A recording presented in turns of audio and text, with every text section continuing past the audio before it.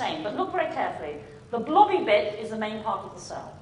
What I want you to look at are the branches. Do you remember I pointed out the beautiful branches in the hippocampus? And I'm sure you can see that the branches in the isolated environment are sparser than in the brain cell from the animals in an enriched environment. Why is that interesting or important? Well, I banded off that trillions of brain cell connections. If you're going to make, as brain cells do, 100,000 connections, it's going to be determined by the surface area of the brain cell. The greater the surface area, the more connections can come in. And here they are. That's how you have more surface area. You have more branches. The more branches a brain cell has, the more connections it can make.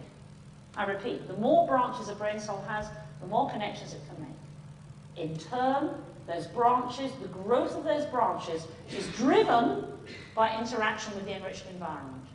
So let's trace that. An enriched environment causes the growth, drives the growth of those branches, which in turn enables brain cells to form a target to a greater number of connections. So you can see the link between an enriched environment and more connections. So that we can apply to ourselves. This lovely Swedish lithograph of the ages of man, or indeed of woman. Let's just see how we can apply that idea not only to developing a mind, but to losing it as well. All in terms of brain connections. Well, here you can see the embryo, the fetus, the early postnatal, and the mature human brain. Let's stop there for a moment. You can see the blobby bit, and then see the branches. It's the branches that have changed, enabling the brain as it grows to make more connections. But now look at what's happened, sadly, over here to the right. The branches have atrophied. And in this case, but it's not a natural consequence of aging, you're looking at a brain cell from someone who is senescent and then senile. Recapitulating childhood. So we can think of branches reflecting the individualization, if you like, the personalization of the mind. The more branches you have, the more connections you make. And I would say that understanding is seeing one thing in terms of something else. That's why we see a significance. For example, you're born, in the words of the great William James, into a booming, buzzing confusion. As a kid, as a baby, as an infant, you'll evaluate the world, because you can't do anything else, in terms of raw sensations.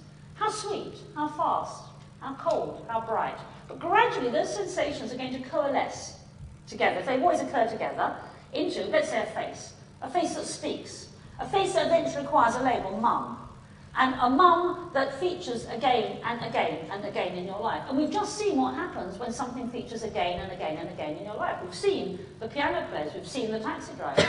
So mum, your mum, no one else's mum, your particular mum featuring day after day is going to drive lots of connections. Your mum has a significance to you that she has to no one else. Okay?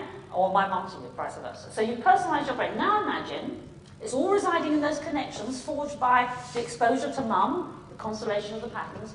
Now sadly imagine if those connections were starting to get dismantled. You'd no longer recognize mum. And that's exactly what happens, sadly, in dementia. Literally a loss of mind. And anyone, and there may well be, given the number of people in the room, people whose lives have been ravaged by this terrible disease, which is the disease I work on, as you just heard, we know that people say it's like they go back to childhood. It's not a mere loss of memory. It's a confusion, a disorientation, a joy at simple things, rather like a small child, because you're getting back into a sensual world away from a cognitive one. Whereas one could say, arguably, as we grow, as we develop as adults, the shift goes from sensory, raw sensations through to cognitive, through to understanding, through to significance, through to meaning, away from raw experiences and sensations.